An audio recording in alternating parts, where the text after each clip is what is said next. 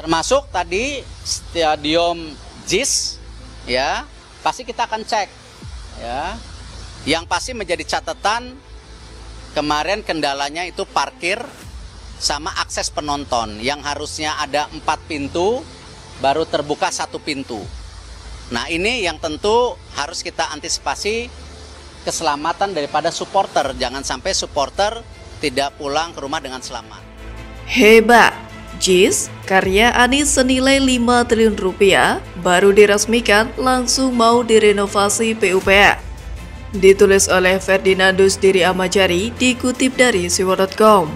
Bahwa Stadion JIS memang masih belum layak untuk menggelar event-event besar. Karena setelah mereka keluar dari stadion, ini terjadi penumpukan yang luar biasa.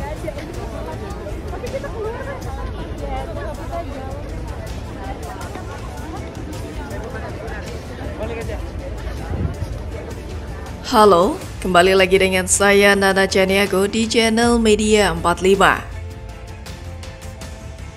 Ini kisah yang paling konyol sepanjang sejarah, sebuah proyek yang digadang-gadang menjadi legasi paling top dari Gubernur DKI Jakarta yang lalu Anies Baswedan, kini harus direnovasi.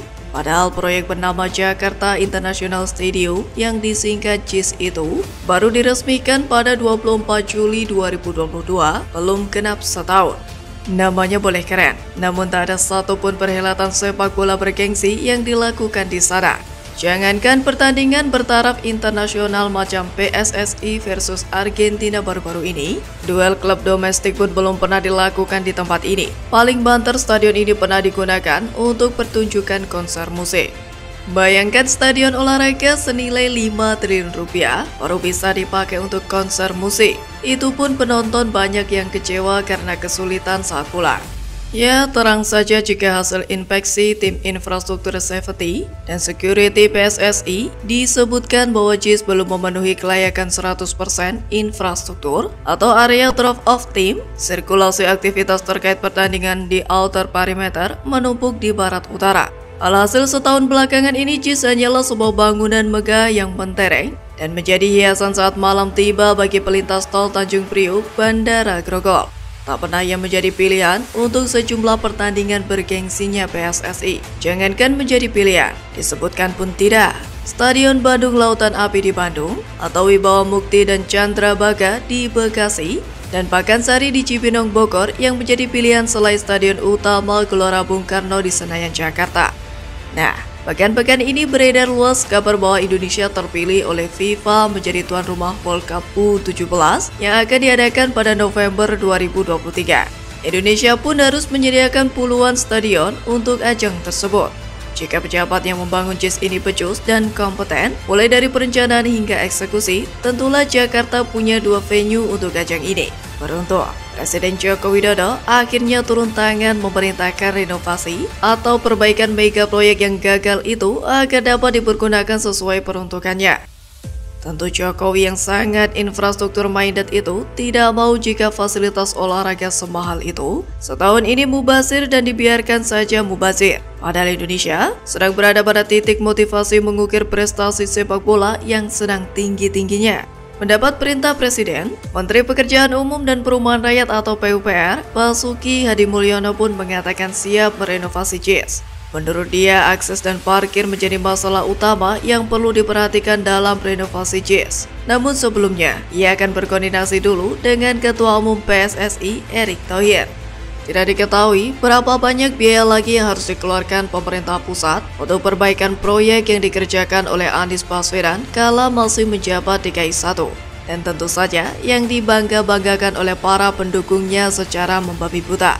Bukan soal besar atau kecilnya anggaran renovasi JIS yang akan dikeluarkan pemerintah pusat. Namun pada kasus inilah fakta yang paling nyata terlihat bahwa seorang Anies Baswedan bahkan tidak becus dalam perencanaan hingga eksekusi. Pengawasan pun lemah.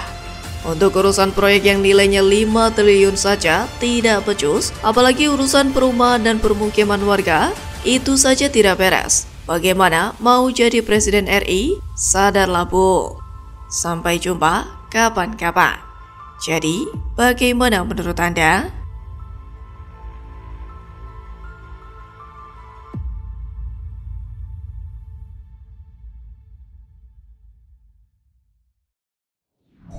dan kita tidak menginginkan sama sekali ada yang namanya PHK di Ancol. Jadi kalau Anda katakan BUMD yang punya hati saat ini, Ancol adalah di antara yang sedikit itu. Terkuak, sejumlah proyek pembangunan Ancol mangkrak. Tuyul Ancol pendukung Anies langsung jadi buronan, tangkap dan adili.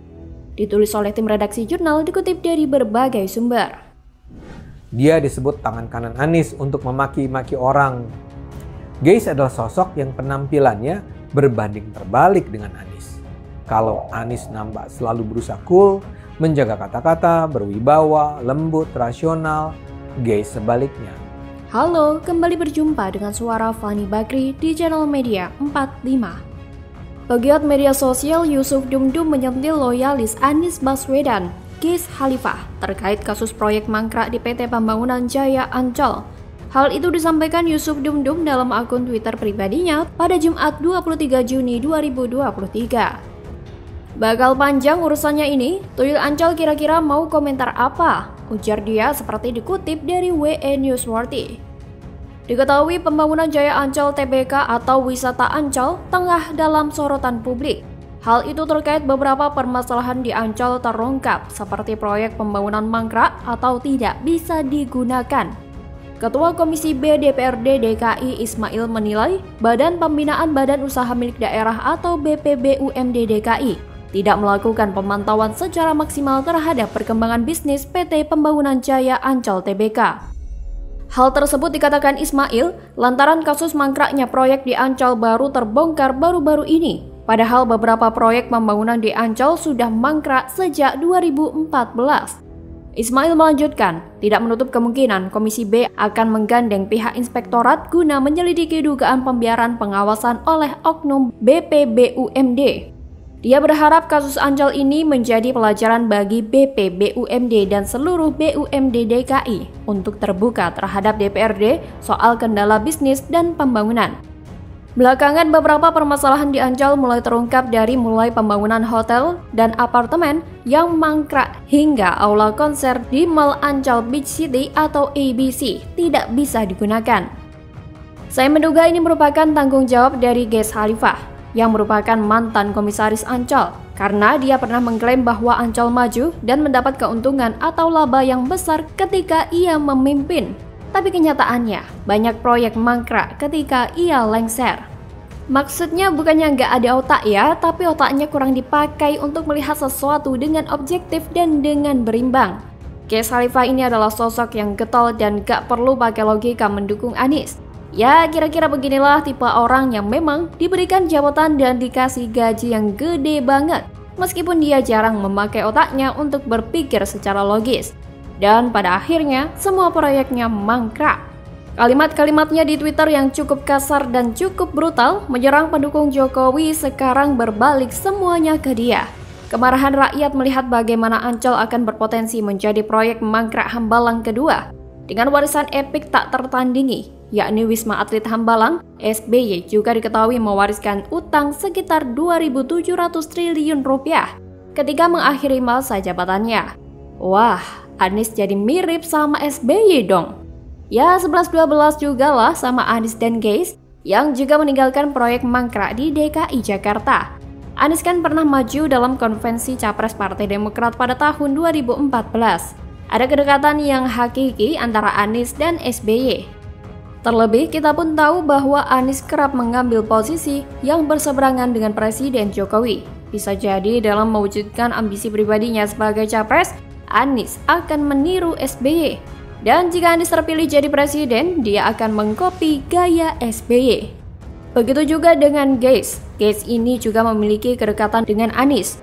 Memang tipikal dari para pendukung Anies Baswedan ini, memang pendukung Anies tanpa otak. Saya melihat bagaimana orang ini yakni Geis Khalifah benar-benar menjadi congornya Anies Baswedan. Berkata-kata kasar di Twitter namun ketika dibalas kok kerjaannya hanyalah ngeles dan kabur. Waduh, celaka. Kebayangkan kata-kata manis akan lebih banyak dimainkan ketimbang menyelesaikan pembangunan buat kepentingan rakyat. Sekali lagi, celaka. Bagaimana kalau menurut Anda?